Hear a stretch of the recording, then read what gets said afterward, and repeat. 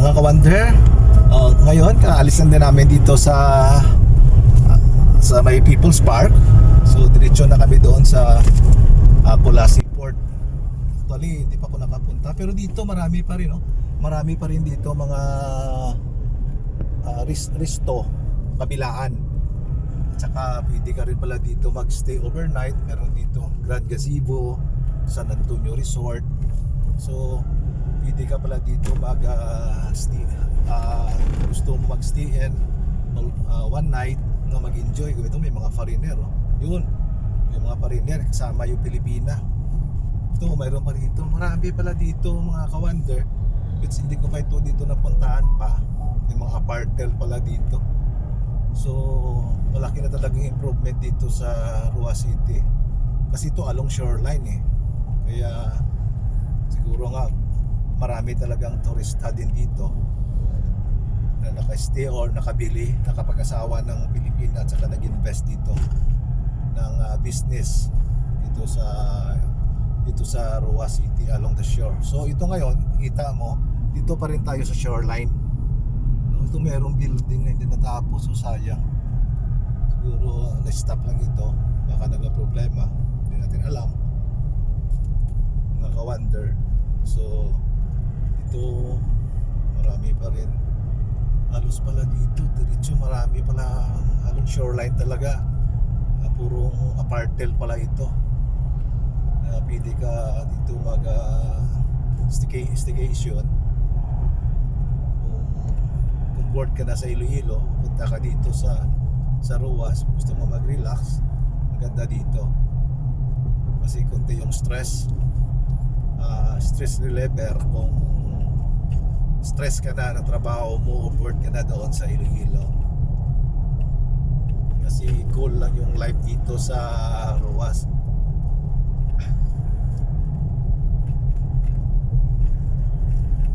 Mabuti nga at least nakasama sa amin yung pinsan namin, at least nag-guide niya kami. Hindi ko kasi kabisado rin dito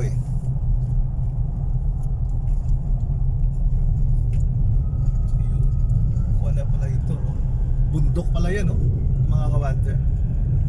Bundok na yan. So ito yan talaga, ito along shoreline ito.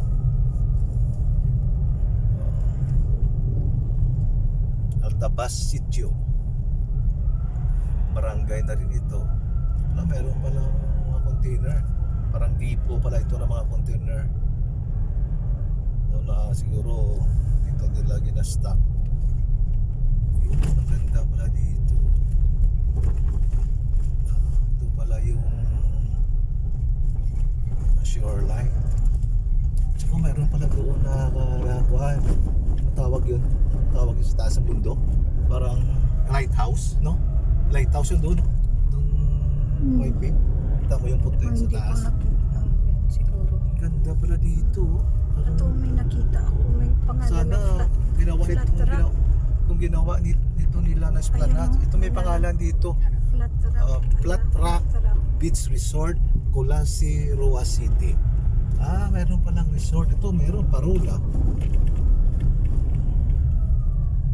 Sana man lang kung na-develop ito, ginawa ito na esplanades. Doon sa taas, bundok, yung bahay doon sa taas pala. So marami na rin pala bahay dito. Ngayon ako talaga nakapunta. Ito may mga beach resort din siya dito. This is my first time talaga na makapunta dito. Matagal din ako pumunta dito sa Roas, pero hindi ako nakaabot dito. Ganda pala dito. Mabuti nga nakapunta tayo. Ito pala yung tatawag nila yung Colasi Port. Hindi ko lang alam kung itong Colasi Port, ito ba international or domestic lang dito. Hindi tayo makapasok dito, so mag-u-turn na lang tayo dito. Parang may kuha na yata. Oo.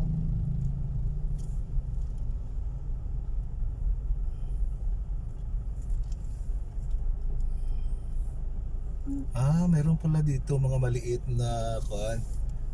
Maliliit siya.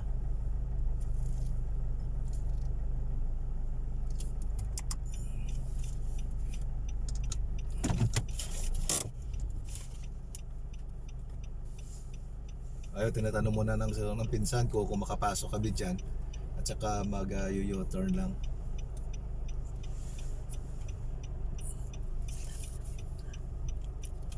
So, yun, inintay pa natin kung meron pala doon mga pambot. Siguro nangingisda yun. Na, andun. So, hindi tayo makapasok siguro. Ikot na lang tayo. Kas, Kas? Ate, balik na ta kasi. Balik na lang ta. So, pwede ito kayo turn, no? Hindi ito ma-u-turn? Sige. So, mga ka-wonder, mag-u-turn na lang kami. Tapos diretso na kami ng Robinson. Doon na kasi kami maghiwa-hiwalay ng pinsan namin. Gadya lang kami puntang Robinson, tapos diretso na kami balik pa Iloilo. Sana nga akit pa kami doon sa Sacred Heart, pero parang medyo kulangan ng time. Kaya ka-wonder,